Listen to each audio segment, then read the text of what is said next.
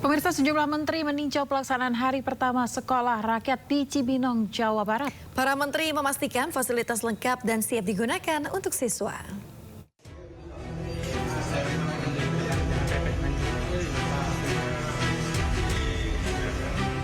Menko Pemberdayaan Masyarakat Muhaimin Iskandar dan sejumlah menteri meninjau pelaksanaan sekolah rakyat hari pertama di Cibinong, Jawa Barat. Pembukaan masa pengenalan lingkungan sekolah ini dipusatkan di Sekolah Rakyat Menengah Pertama 10 Kabupaten Bogor di Sentra Terpadu Inten Suwono, Cibinong, Kabupaten Bogor, Jawa Barat. Pembukaan masa orientasi ini juga dilakukan serentak di 63 titik lainnya di seluruh Indonesia. Para murid juga akan menjalani cek kesehatan gratis, kedisiplinan, tes talenta DNA, hingga pengenalan kartu siswa. Menggunakan gedung pemerintah maupun pemerintah daerah yang dinyatakan layak oleh PU. Itu dulu prinsipnya itu. Jadi di sekolah rintisan ini memanfaatkan gedung yang sudah ada, baik milik pemerintah atau kementerian, lembaga maupun untuk milik pemerintah daerah. Nah, setelah itu kami kirim surat ke Kementerian PU, oleh PU disurvei. Nah, kelayakannya seperti apa dan kira-kira kapasitas muridnya berapa. Seperti di sini kita terima 100 itu karena hasil rekomendasinya Kementerian PU. Sementara itu, Menko Pemberdayaan Masyarakat Muhaimin Iskandar menilai bahwa seluruh fasilitas yang ada sudah lengkap dan layak untuk digunakan. Semua lengkap. Pak Mensos telah menyediakan semua asrama, tempat tidur, kamar, UKS, OSIS, tempat laboratorium lengkap. Laboratorium akan selengkap-lengkapnya, perpustakaan, kelas. Yang paling penting modul pendidikan yang computerized sudah siap. Total ada 100 titik lokasi rintisan sekolah rakyat yang mulai beroperasi di seluruh Indonesia pada tahun ajaran 2025-2026. Dari Cibinong, Kabupaten Bogor, Jawa Barat, Jessica Winoto, Leman, iNews melaporkan. Kita ke informasi lain, pemirsa. Presiden Prabowo Subianto mendirikan sekolah rakyat gratis untuk keluarga tidak mampu di Indonesia. Prabowo berharap anak-anak Indonesia lebih sejahtera dan juga sukses di masa depan. Sekolah berasrama untuk keluarga yang paling tidak mampu. Karena saya bertekad untuk memutus rantai kemiskinan. Kalau bapaknya pemulung, anaknya tidak boleh jadi pemulung. Kalau bapaknya tukang beca, anaknya tidak perlu harus jadi tukang beca. Kalau bapaknya susah, tidak punya penghasilan yang cukup, anaknya tidak boleh terus. Untuk itu tidak ada jalan lain. Kita harus berani. Siapa berani menang. Berani benar berhasil.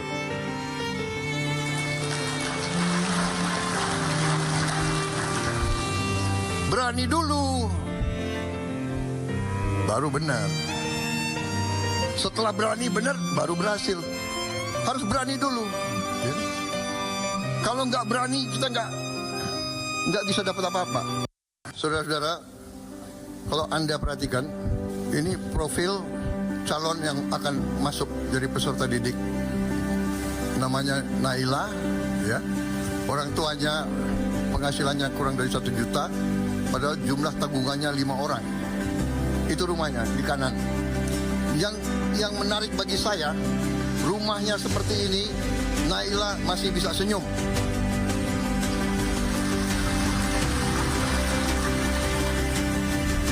Saudara-saudara sekalian, rekan-rekan kurang, ini perjuangan kita. Sisa hidup saya, perjuangan saya adalah untuk merubah nasib Naila di Indonesia. Pemirsa, program makan bergizi gratis terus berjalan dan semakin diperluas di berbagai wilayah termasuk di Kota Depok. Ya, seiring dimulainya tahun ajaran baru, sebanyak 3.013 porsi makanan sehat diproduksi dan juga didistribusikan di Bedahan Sawangan, Depok.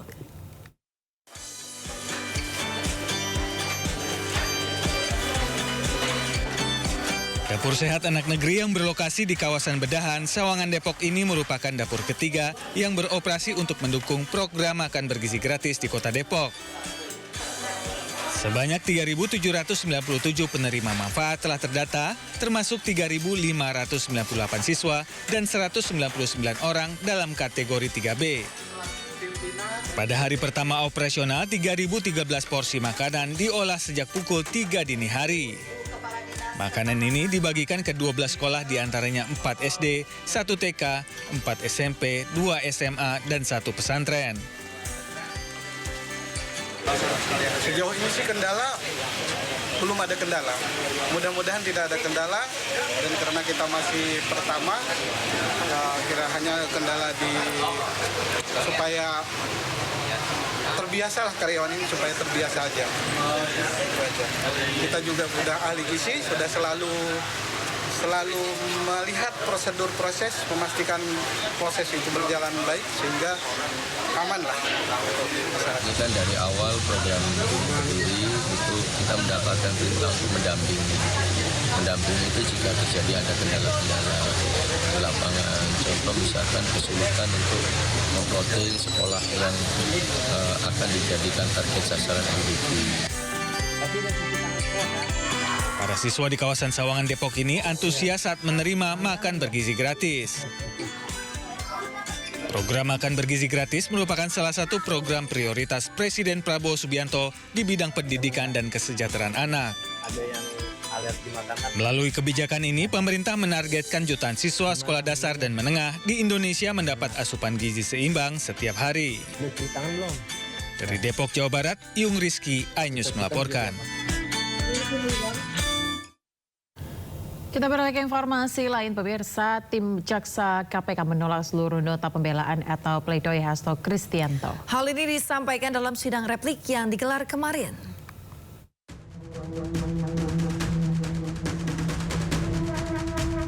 Sidang kasus dugaan suap pengurusan pergantian antar waktu dan perintangan penyidikan Harun Masiku dengan terdakwa Sekjen PDIP Hasto Kristianto kembali digelar di Pengadilan Tipikor, Jakarta.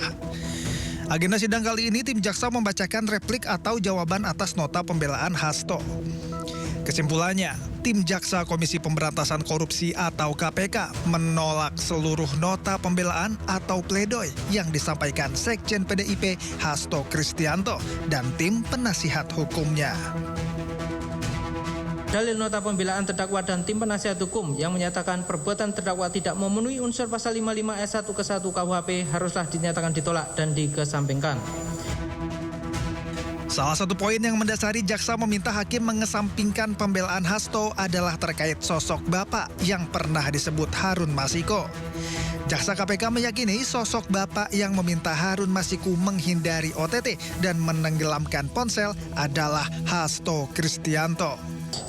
Pembicaraan antara Nur Hasan dengan Harun Masiku terkait dengan Bapak sudah dipahami baik oleh Nur Hasan maupun Harun Masiku. Saat Harun Masiku menanyakan Bapak di mana atau Bapak suruh kemana, maka Nur Hasan tanpa menanyakan siapa Bapak yang dimaksud Harun Masiku di antara 28 orang laki-laki yang ada di DPP, langsung memahami dengan menjawab, Bapak lagi di luar. Perintahnya Pak Harun suruh standby di DPP.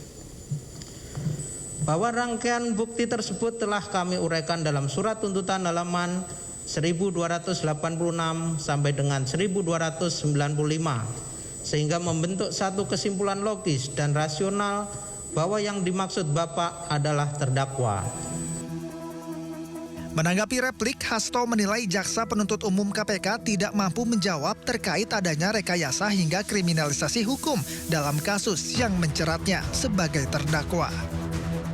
Seluruh argumentasi yang kami sampaikan di dalam pledoi tidak mampu dijawab oleh jaksa penuntut umum. Karena itulah kami meyakini bahwa melalui pengadilan ini hakim akan mengambil keputusan-keputusan berdasarkan fakta-fakta hukum, di mana sudah ada 3 persidangan, nomor 18, nomor 28 tahun 2020 dan persidangan kali ini.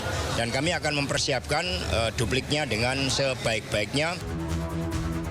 Selanjutnya, giliran kubu Hasto yang akan memberikan tanggapan melalui duplik yang dijadwalkan digelar pada Jumat 18 Juli mendatang. Tim Liputan, iNews melaporkan. Ya, pemirsa, mantan Menteri Perdagangan Thomas Trikasih Lembong alias Tom Lembong hari ini membacakan duplik dalam persidangannya. Lembong menyebut proses persidangan kasus dugaan korupsi impor gula seperti perang. Ya, pemirsa, pada hari kemarin terdakwa kasus tindak pidana korupsi impor gula Tom Lembong kembali menjalani sidang lanjutan dengan agenda duplik atau tanggapan penasihat hukum atas replik jaksa. Dalam sidang, penasihat hukum Tom Lembong meminta majelis hakim menolak seluruh replik yang diajukan jaksa penuntut umum. Selain itu, pemirsa, jaksa dinilai mengada-ngada dan tidak jelas lantaran penetapan tersangka tidak sesuai prosedur. Tom juga membantah anggapan bahwa dirinya menunjuk perusahaan tertentu dalam urusan impor gula yang disebut merugikan negara sebesar 578 miliar rupiah. Tom mengatakan dirinya tidak pernah memberi arahan ke siapapun untuk memenangkan pihak tertentu dalam urusan impor gula.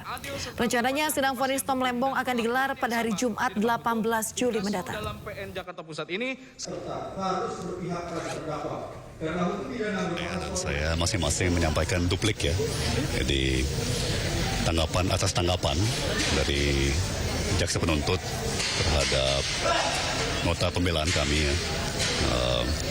Ini pernyataan terakhir dari pihak kami sebelum majelis hakim memutuskan memberikan vonisnya yang sekarang dijadwalkan untuk akhir minggu ini ya, untuk hari Jumat ini. Jadi ya tadi dalam duplik saya lebih fokus kepada nilai-nilai dan norma moral dan etika ya yang melandasi perkara maupun persidangan ini. Pada kesempatan ini saya menyampaikan rasa terima kasih saya kepada semua pihak yang terlibat dalam perkara ini, ya, dari tentunya tim penasihat hukum saya yang luar biasa, ya, juga kepada para hakim ya, yang sepanjang persidangan yang melelahkan dan kompleks ya, menjalankan tugasnya dengan sebaik-baiknya dan berusaha untuk menjalankan sidang secara tertib dan dalam suasana hikmat dan bijaksana, ya, juga kepada bahkan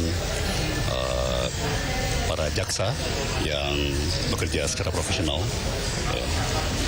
Saya wajib mengakui bahwa saya mendapat perlakuan yang cukup manusiawi dari kejaksaan saat saya dalam tahanan kejaksaan. Ya. Kita harus fair, ya, bilang apa adanya, dan saya menghargai perlakuan yang